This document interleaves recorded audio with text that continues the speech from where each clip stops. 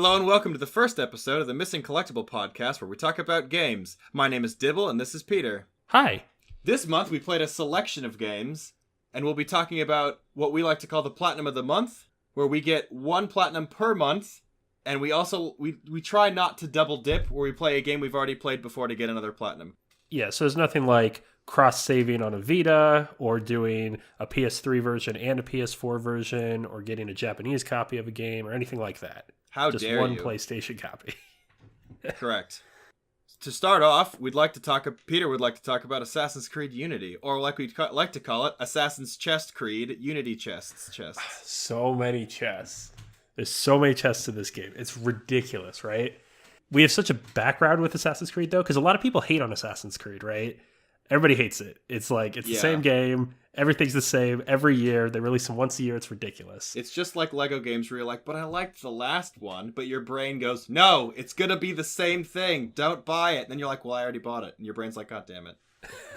But I really like them. I mean, I play them almost every year. The only main one I haven't played is Black Flag, which everybody says is the best one.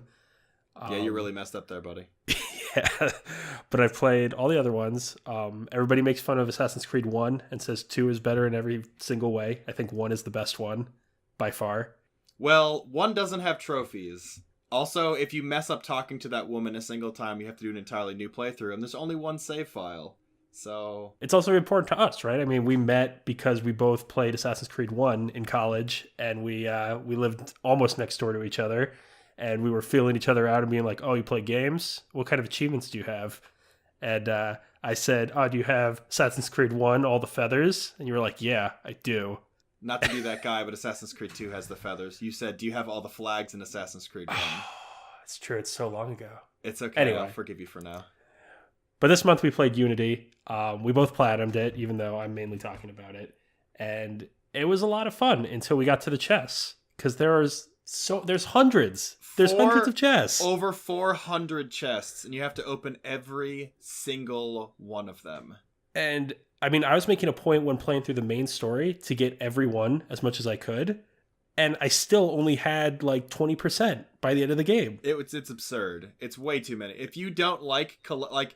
If you like collectibles when it's like, oh, this is going to progress the game forward, but... you have to get all of them, you're like, oh, that's kind of a pain. This is the worst game of all time for you. Yeah, I would recommend not going for the platinum if you hate collectibles. It's a waste of your time. It's a waste of your time even if you like trophies, that's honestly. True. It's poorly made mechanics-wise. They developed it in like a waste paper basket on the side of the road that was on fire in 2 weeks. It's bad. Yeah, I mean, as far as the game itself goes, I've heard 2 major complaints. The first one is that it's a buggy mess. We played it a few years after it came out, so I'm told that there's some patches that make it stable. We still had some falling through the floors, even with these patches. They were pretty great. One time we had a guy who I shot in the face who came back to life and then tried to stab you. Yes, he did.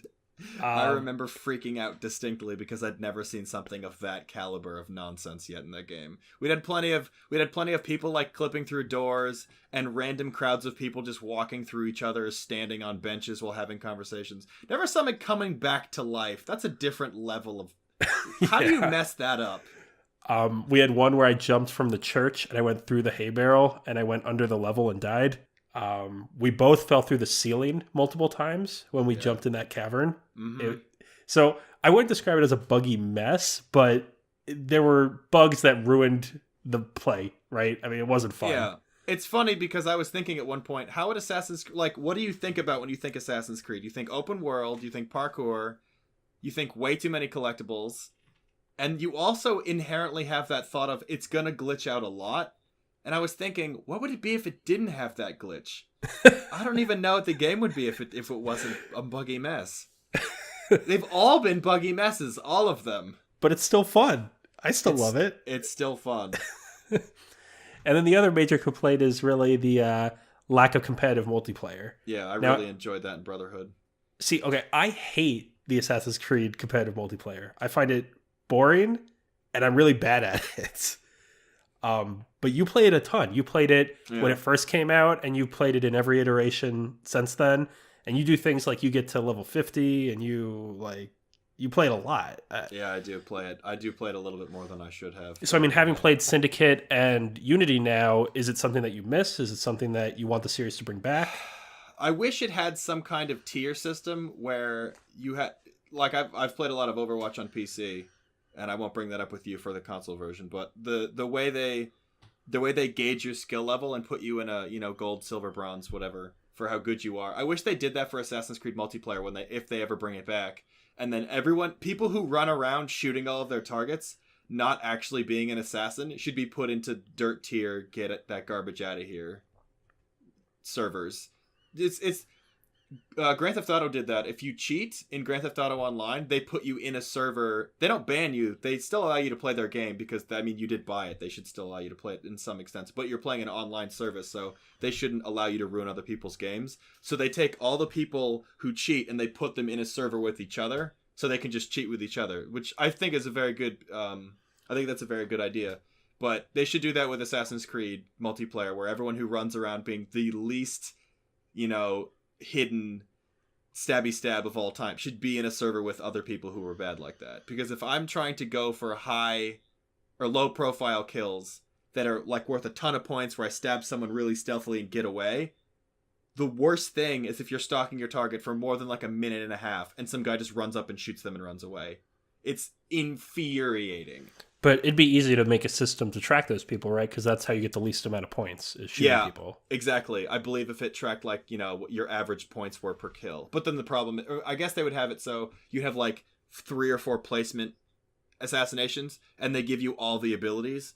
Because if they go, I'm just going to use the gun. Because if you use, disguise and poison and, I forget what the other one that's worth a lot. Stun or whatever. That would be... the average point total per kill would be way higher and you'd be put in a higher bracket. Right. No, that makes sense. Okay. But this game started out with the first Assassin's Creed with a real good co-op mode. And I was surprised by how much I liked it. It's pretty solid. It was, aside from the buggy mess that we've already talked about, it was really fun. It was really cool to be on 2 rooftops and syncing our kills together. It's really cool to have one of us make a distraction and the other one would run and kill the target. It was neat when we were earlier in our playthrough of it, when one of us would have skills in lockpicking and the other one would have more combat-based skills. And it was neat that one of us was good at one thing and the other was good at a different thing. I thought it was really solid. I'm really surprised they didn't bring it back for Syndicate. Yeah, that is. I think it was it must have been everything involving Unity is a travesty. Don't bring any of it to Syndicates. They must have cut all of it. We also played the DLC. If it wasn't free, I wouldn't recommend it. It was garbage. It was not very good. It added nothing, either gameplay or story wise. Going back to the chests really quick. The chests in the single player are tolerable only because you can get a map that reveals all of them, like previous games with feathers and whatnot. The DLC, however, does not do that. So all of the chests, which there are another 60 of, because why not? There's no map, so you have to run around. And there's half the map is underground. It's all French catacombs, which, it makes sense because France is very famous for having a vast network of tunnels under, every major city. And it's shocking how you get to the DLC after, being, I guess, babied with the ability to see where all the collectibles are that are, crap. You can get a map for the... we didn't talk about that there's riddles you have to solve that are, based on French history and whatnot. But they also have those in the DLC, and you can buy a map that reveals where the locations are, but I guess it might not tell you which one they go to, which I guess I agree with. But the DLC just doesn't tell you where any of the chests are, and you have to run around constantly spamming Eagle Vision down all the streets to find all the chests. It's just... no. Why would you make people do that to get, I guess, why would you make us do that, the people who try and get all the trophies? Because normal people don't care, so good on them. I'm happy that you brought up the riddles, though, because I saw a lot of hate for the riddles on the forums, and I mean, I was bad at the riddles, but they were still fun. So what the game does is you find these markers on the map, you go there, and it gives you maybe a 4-line riddle. And some of it is related to French history, and some of it is related to French architecture or famous people or something like that. But almost all the answers are in the encyclopedia that's in the game. They're not they're not things that you have to know without, because I don't know French history. A couple of them are pretty rough. Right. I looked up a bunch of them because I'm a dirty cheater. I think I looked up one of them because I'd been looking for it for 2 hours, but yeah. But the ones that we did together, even though they took a lot longer, were pretty fun, right? We had an okay time with them. There was a little too many. There's like 20. Yeah, there's like 16 or something. It's 18, I think. And then the DLC has 6, right? It's a little too many. There's a lot. The DLC ones are... Because the DLC area isn't Paris. It's some border city, which, no offense, I don't know anything about anything besides... Well, I know a couple cities, but I don't know anything about a farmer's village outside of Paris. But I guess maybe it's famous. I don't know. But basically, most of the riddles in Paris are going to be this famous building that was used for astronomy, and you're like, oh look, there's an observatory. I'm going to go to that. This one is like, there's a rock next to a windmill. Go find it, and you're like, what is that? Or the stump, where it's like there's a tree that's cut down.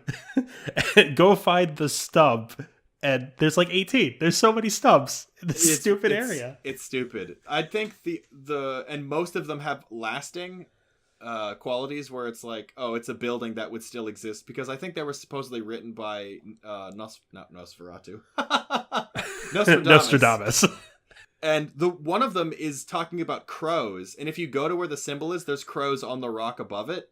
Yeah, that would definitely be there the next day. No. What kind of bad? I guess that's the one riddle that was written by the intern, where he's like, hey, there's a rock with crows on it. I'll talk about that. No. But it's the Animus. It's all fantasy. It's in your head, kind of, but not really. It's also history. I don't know. The rules are very clear in that. All right, are we done with Unity? Yeah, we're done. Would you recommend it? If you can get it for $4 on Amazon like we did, and you have someone to play it with, yes. Don't get all the chests. Yeah, throw yourself down a flight of stairs before you do that, so you're like in the I hospital agree. on painkillers. If you're one of those people who isn't big on the Assassin's Creed games in general, this game will not make you a believer at all. Yeah, don't play it.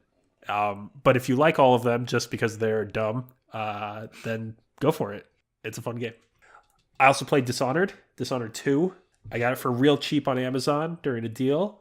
It came with Dishonored 1, which I haven't started yet, but I have played Dishonored 1 on 360. And Dishonored 2 is really good. It's more the same. If you like Dishonored 1, it will definitely continue that love of the game. It will expand the universe in ways that make sense and are enjoyable. It doesn't expand the gameplay too much. It's really more of the same. Before the game released, they did a lot of talking about how you could play as Emily and how she would have her whole host of powers. They're all the same. Her blink is just a little bit different. It functions just a little bit differently in that you still exist in the world while you're jumping, so enemies can see you while you do it, but it's pretty much exactly the same. As far as the level design goes, that's really where Dishonored gets really good, in that there's always multiple ways into every building. You can feel really smart if you track down the right guy who has the right key card, and you can get into a building in a way that you feel is unique. In later playthroughs, you go, okay, I can see all the ways in, but that first playthrough is really something special.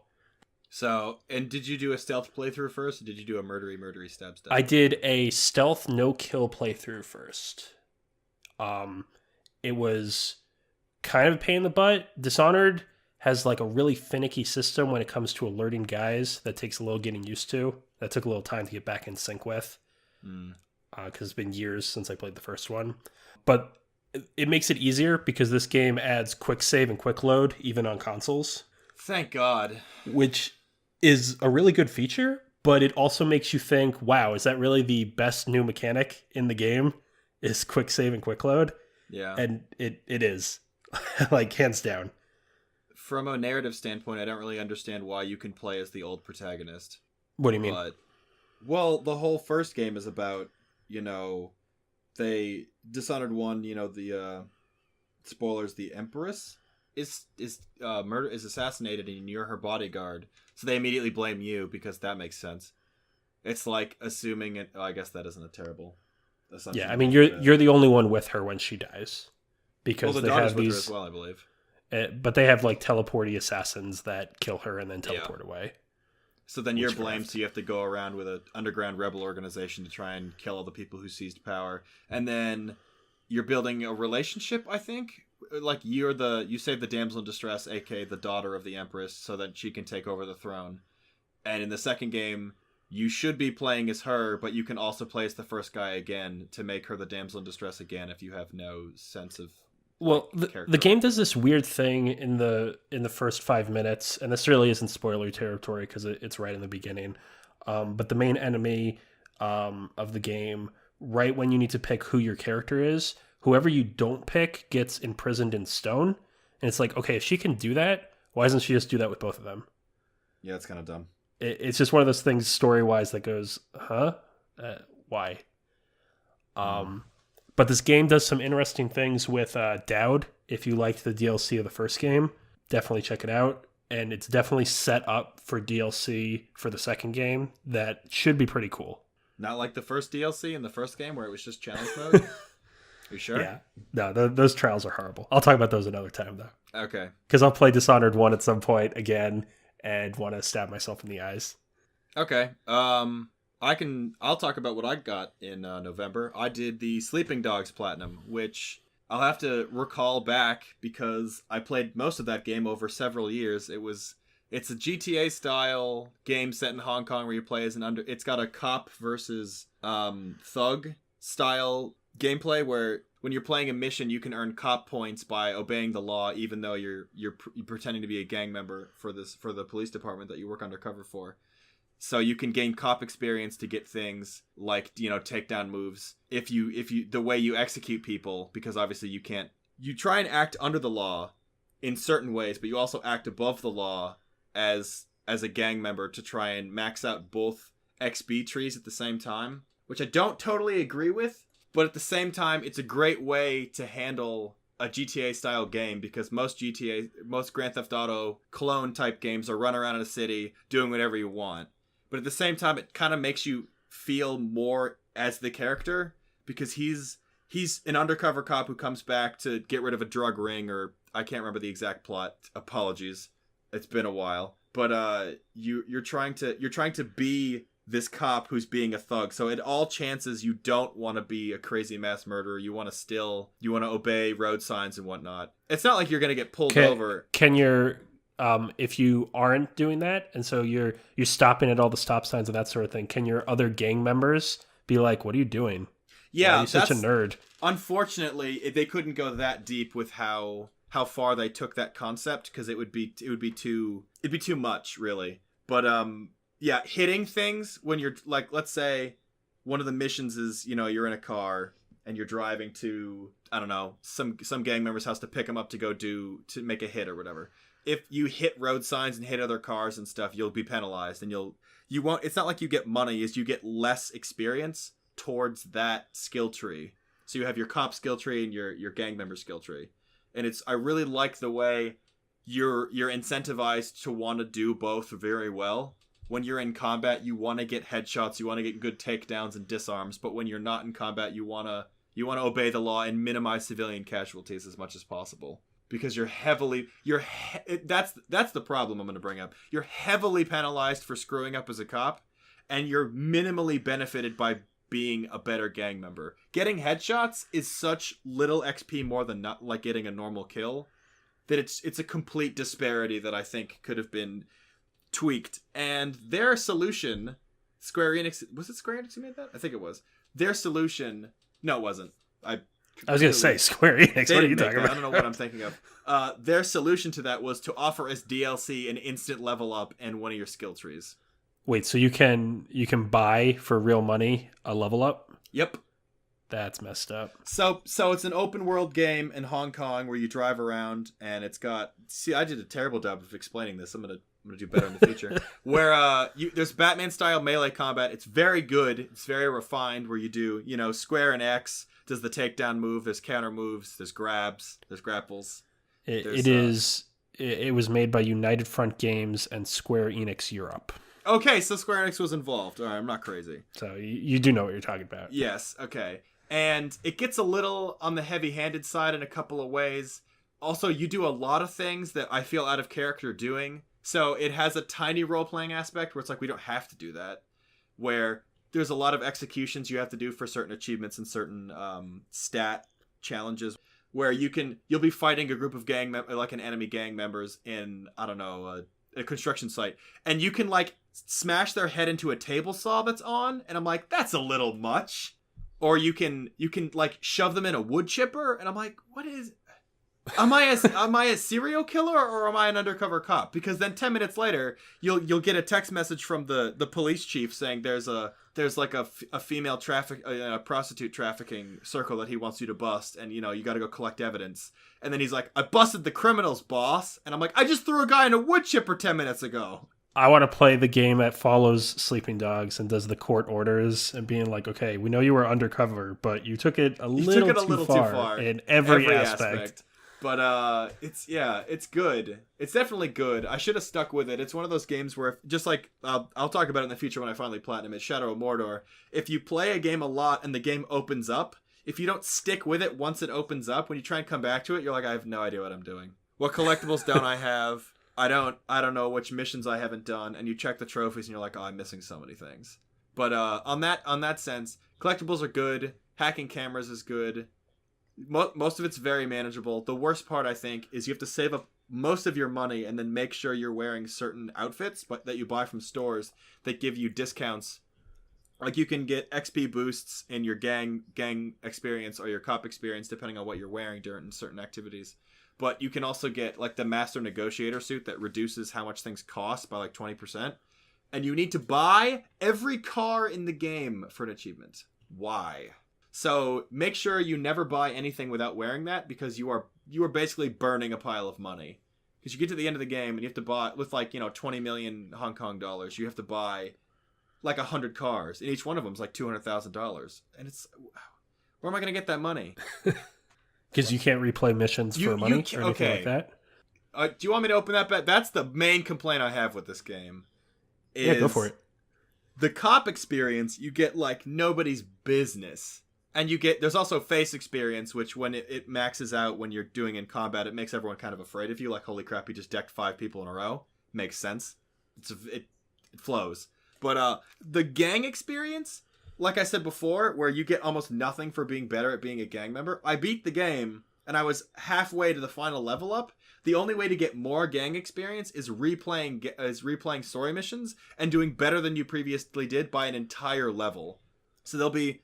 It's marked by 3 little shield symbols is for your cop experience, and you get as much experience as a full shield. So if you did a whole mission perfectly, you'll get all 3 shields worth of experience. If you hit if you hit one bumper and it said, property damage or whatever, you'll get 2 shields instead of 3.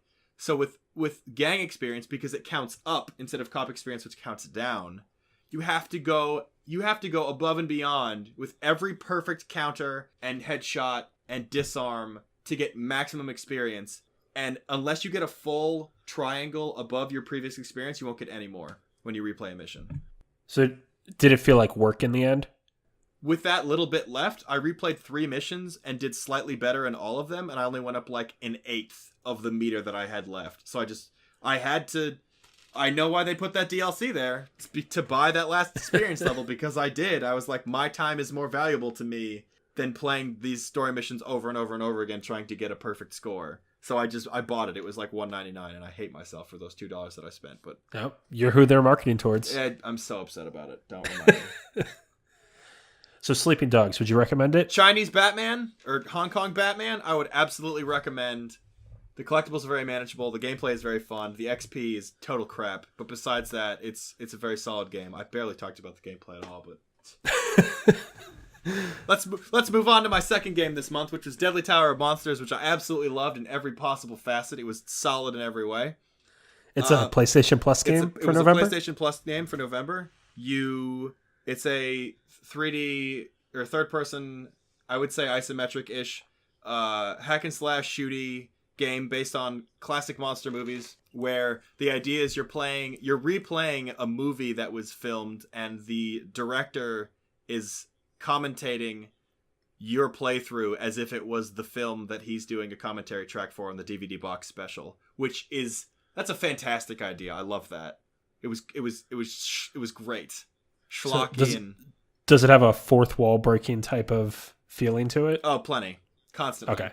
Every 10 seconds. So the first thing that happens is you start out as this guy, your Biff spaceman type character. He's got a jetpack and a blaster and a ray gun.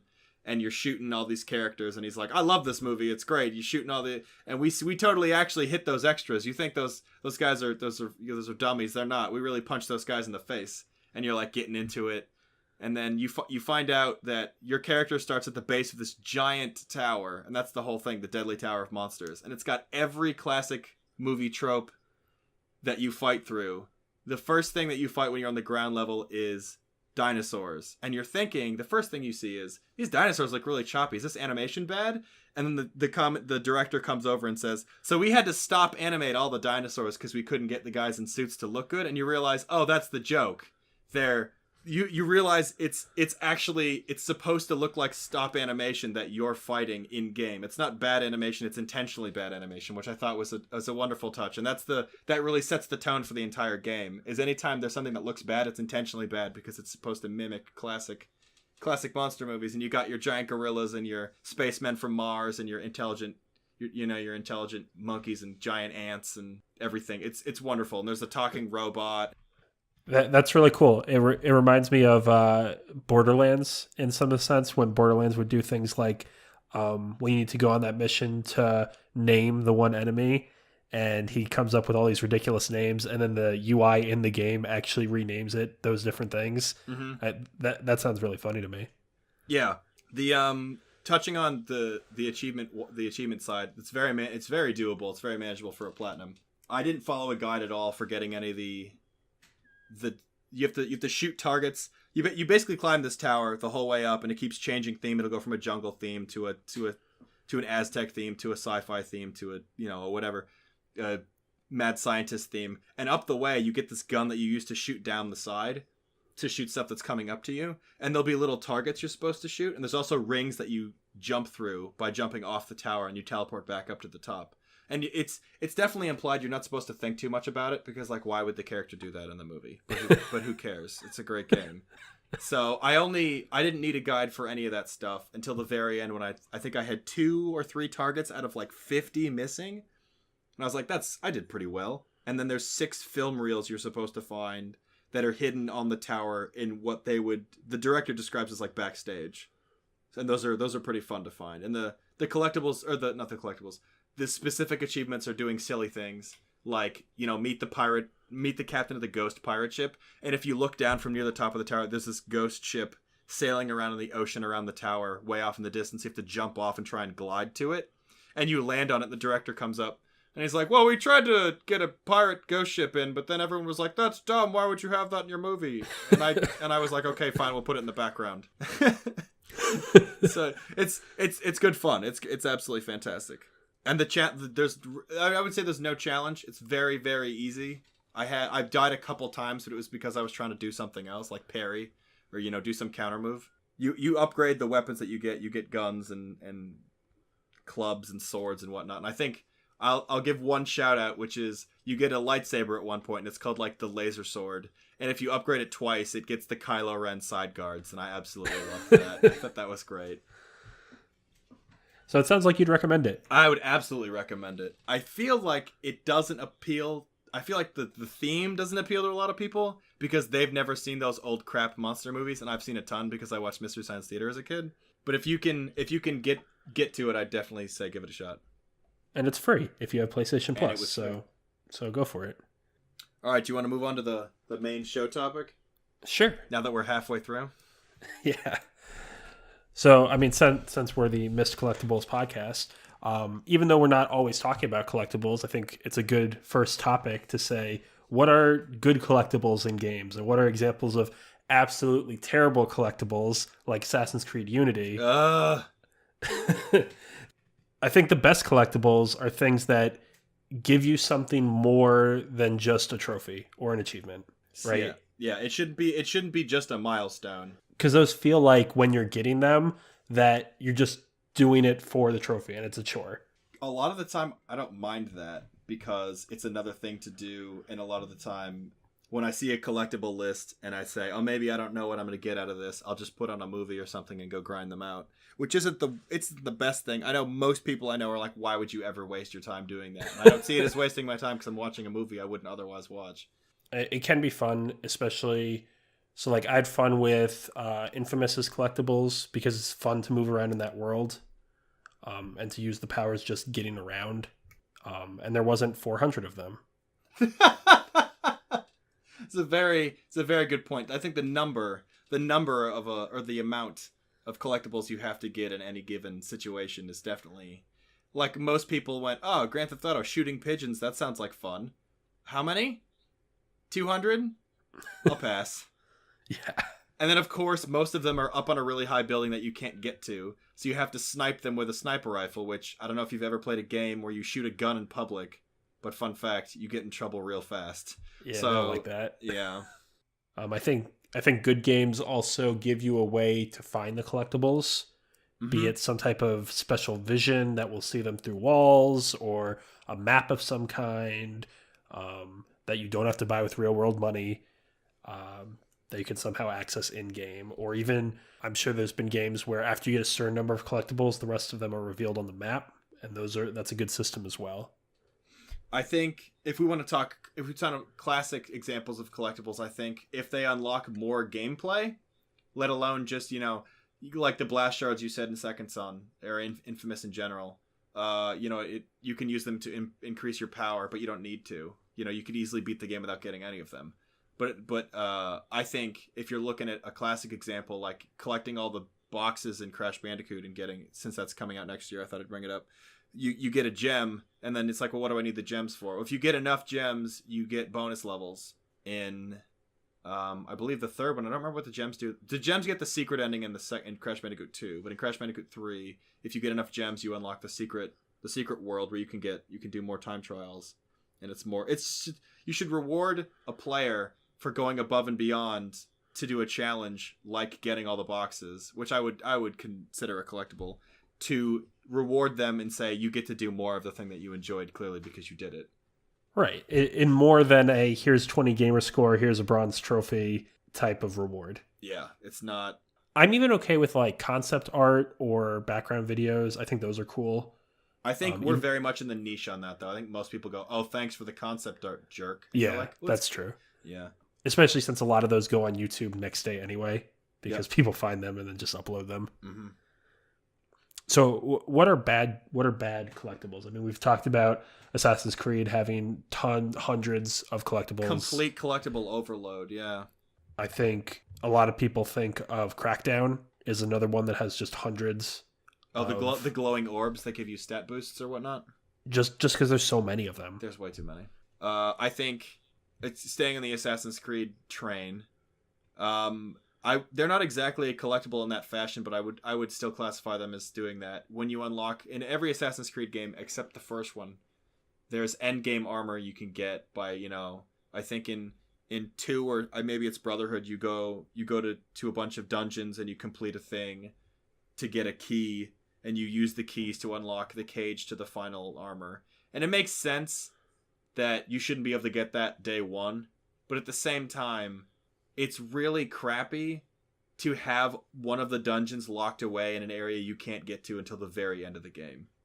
Because what's the point of having endgame armor if you can only get it at the end game? It doesn't reward the player for going out of their way and going above and beyond to try and beat all of these things. Even if the areas have very difficult enemies, it's like when people make the challenge to try and beat original Legend of Zelda with no sword. Like, obviously there's no in-game reward system or incentive to do that, but if the final couple dungeons in Assassin's Creed had very difficult, guards or whatever to get past, that would make sense, because it's like, oh, you should try and do this later, don't do it now. But you can still do it early if you want to. Like trying to beat Dark Souls without leveling up. You can do it. It's shockingly difficult. Not shockingly isn't even. It's obviously difficult. It's expectedly difficult. It's Dark Souls. It's going to be way too hard anyway. People have trouble with leveling up. Yeah, so. you should have a difficult time, but it still should be doable. And I'm talking, I believe it is Brotherhood specifically, or maybe I think it is 2, actually. You know what?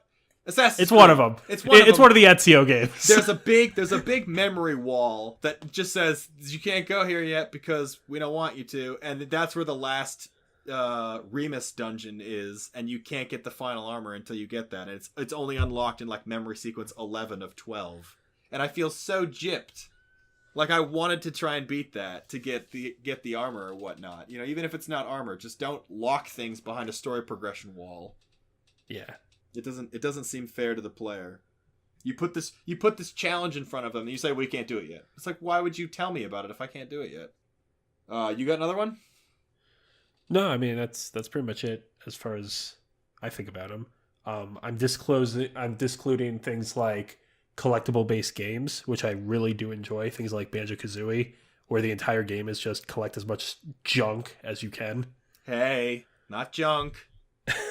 You just, need the just junk. You need those notes in Rusty Bucket Bay. And jiggies and Jinjos just bombard you with shit that you have to collect. And you thought Banjo-Kazooie 1 was rough, and you were like, Banjo-Tooie, and then it was like specific colored Jinjos and Minjos, and oh, stop, too many. But with that game, what you're buying is you're just collecting all this nonsense. That's what you're buying.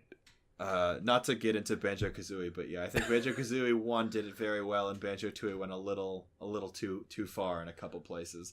Going back and forth between levels to get all the different jiggies is a serious pain in the butt. Oh, look, yeah. I activated the train. Now I can go to the circus to pick up the dinosaur to go to the Hailfire Peaks so that Mumbo can heal the dinosaur and then bring it back to the. It's too much. Stop. It's too much. So we thought it'd be cool every episode if, since Dibble has hundreds of different classic Nintendo and Super Nintendo games, if we could try to get him to recommend something similar to what we've talked about this episode. So since you like Sleeping Dogs so much, shooting, being a cop, that sort of thing. Put me on the spot. Do you have a game that you would recommend that kind of captures that feeling? I have a game I wouldn't recommend. Go for that. If you're talking about being a cop, I wouldn't recommend Gumshoe for the NES. It's one of the games that uses the zapper, and I played it a couple months ago, and we didn't really understand what was initially happening. It's one of the classic. Oh, if you have a zapper, you should play this. You should play Duck Hunt. You should play Hogan's Alley. You should play Trick Shooting. You should play Gumshoe.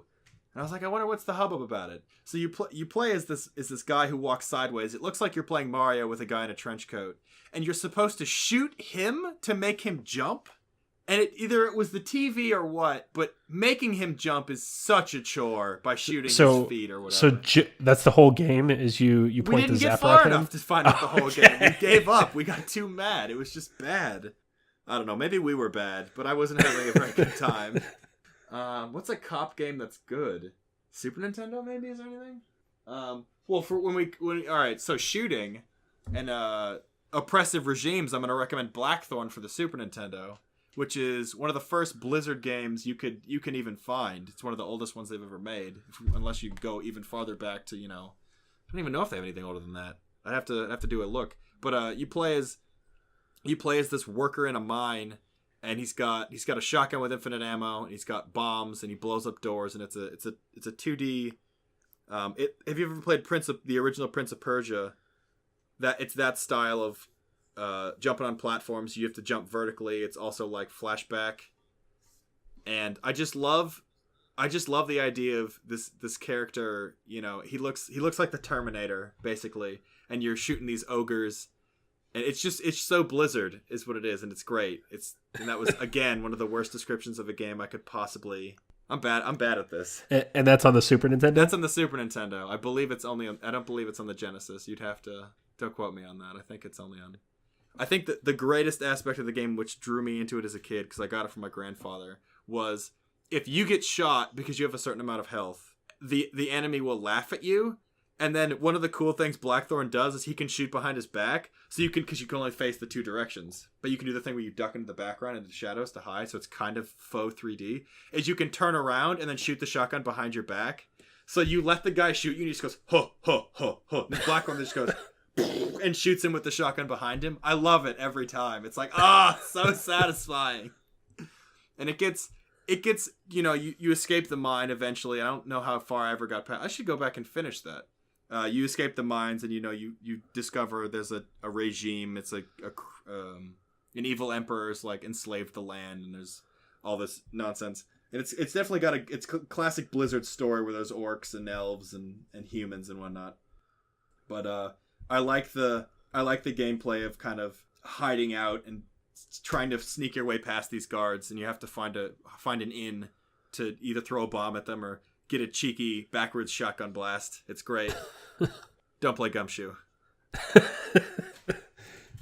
Don't even think about it. Don't emulate it. Don't buy it. I might play it again because maybe the TV was bad or the gun was bad, because I got a couple zappers and I think one of them might be bad, but I don't know. I couldn't get it to work right.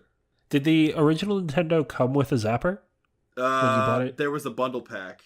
The Okay. original came with Super Mario Brothers, and then once again, don't quote me on this. I think the original Nintendo came with only Super Mario, or maybe something different. There was a couple different games it would come with, and then they found out how popular it was. They went, "Oh, let's bundle Super Mario Duck Hunt and come with a gun." And then so there was two. Because I had Super Mario Duck Hunt, but I don't remember how it was bought. And then I believe there was a third version that was Super Mario Bros, Duck Hunt, and World Class Track Meet, and it came with all three: a controller, a gun, and the power pad, which is nestled under my couch. Nice. I should mount that on the wall or something, but I don't know. I'll probably get a new one. The cat probably peed on it by now.